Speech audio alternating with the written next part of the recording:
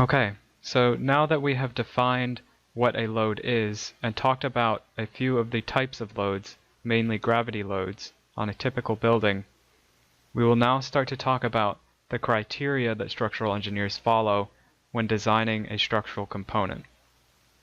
And along with that, we will talk about how structural engineers take these various types of loads and combine them together to create a demand for a structural component.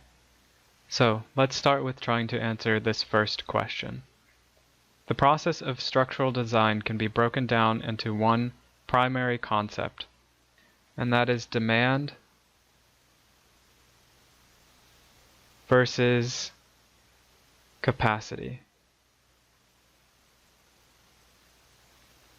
We look at a structural component, say a beam, with a given load, and we analyze it for its demand. We then look at the structural member and analyze its capacity. If the capacity of the member is larger than the demand, then the design of that element is adequate. If not, we need to make changes.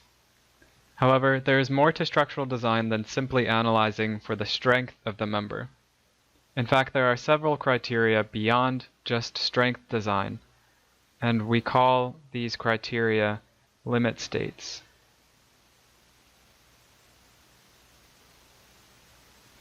In a typical building, we have two primary limit states. The first one is the most obvious, and I mentioned it already: strength design. Can the structural component support the load without failing? Along with strength, we also have stability.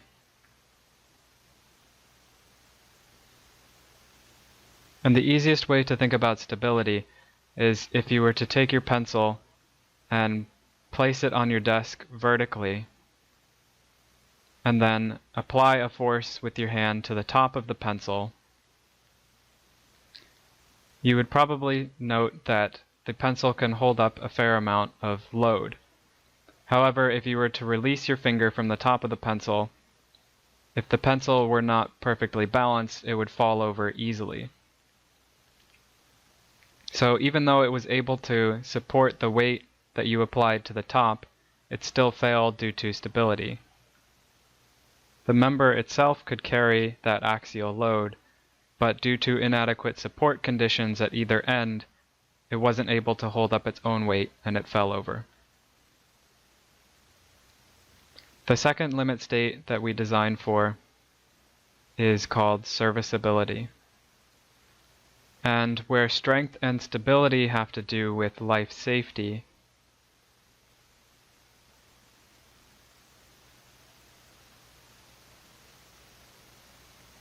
if we think back to our definition of what a structural engineer does in our introductory video, serviceability has to do with the comfort of occupants. And serviceability limit states have to do with deflection of members, as well as vibration. So in case you didn't know, structural members do in fact move quite a bit under loading. And in fact, in a lot of cases, they could move quite a bit more and still be adequate for both strength and stability. However, people may not necessarily be comfortable with how much movement there is in the structure. And so we have to design for that serviceability. Vibration as well. This is probably something you've encountered before if you've ever worked in a steel-framed office building or potentially even in your own home. Durability of architectural components also plays into this idea of serviceability. A tall building can sway several inches or even several feet without falling over, but the architectural components likely won't be able to accommodate that drift without cracking. A skyscraper can sway several feet under wind or earthquake loading and remain stable, but the architectural components likely won't be able to accommodate that drift without cracking. And if we take a look at chapter 16 of the IBC again, we can see that they have these two limit states here, strength and serviceability. And again, with strength, we are looking at safety. With serviceability, we are looking at limiting deflections and lateral drift. Now, in this definition of the strength limit state, you can see that they talk about factored loads and load combinations. And of course, what we're talking about here is when we have a building, there are going to be several different types of loads on that building occurring simultaneously. We may have live loads on one floor, perhaps some additional dead loads like a mechanical space on the floor above. There may be snow loads up on the roof. There may be lateral loads like wind or earthquake. And so we need to look at a combination of all of these loads, not just each of them individually, to determine the demand for each of these members. And so that's where the concept of load combinations comes into play. And so the first question we need to ask here is, should we treat all of these loads the same?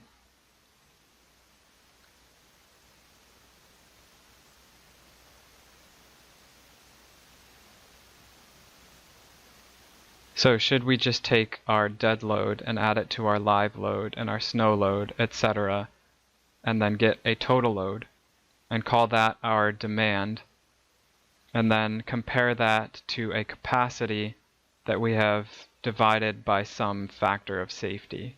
This type of methodology is referred to as allowable stress design, or ASD. We take our loads, we add them up one by one, we get a total, and we compare it to the capacity divided by a factor of safety. And as long as the capacity is larger than the demand, the member is okay. And that's how all structural components were designed for a very long time until recently, when we started to ask this question. Based on our previous discussion, if you recall, we talked about how dead loads are a lot more predictable than live loads or snow loads. And so there is certainly justification for why we should treat a dead load differently from a live load. And so from that we have the concept of load factors. With this methodology, we are now taking our demand and applying factors to it. And those factors are based on the nature of the load. So for example, in this combination, we have a 20% multiplier to the dead load and a 60% multiplier to the live load. And from there we get our total load, or our total demand, and again we compare it to our capacity of our member divided by a factor of safety. Although in this methodology, our factor of safety is going to be smaller than what we originally used in ASD. And this method of design is called load and resistance factor design, or LRFD. And this is a somewhat newer methodology, so not all reference standards for all different materials follow this. Some of them will still follow ASD. So for example, steel design will follow LRFD. Concrete will also follow LRFD. However, wood and masonry both use ASD. Also, when designing foundations, we typically use ASD when we calculate soil-bearing pressure.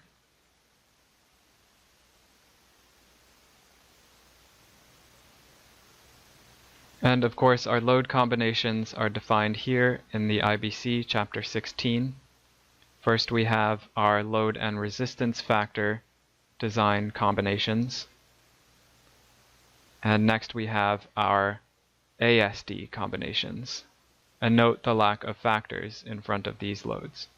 So again, just to summarize, structural engineers design according to two primary limit states.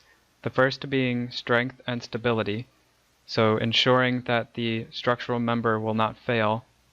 And this primarily is done to ensure life safety of occupants. The second one is called serviceability.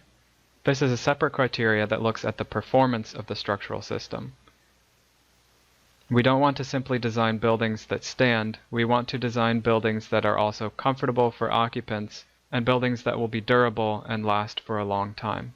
There are also different means of addressing this demand versus capacity methodology, either by simply adding all of the loads together to get our demand and factoring our capacity only, as in ASD design, or by treating our loads differently and applying factors to come up with a factored load demand, and also applying some small factors of safety to our capacity. And that methodology is called load and resistance factor design.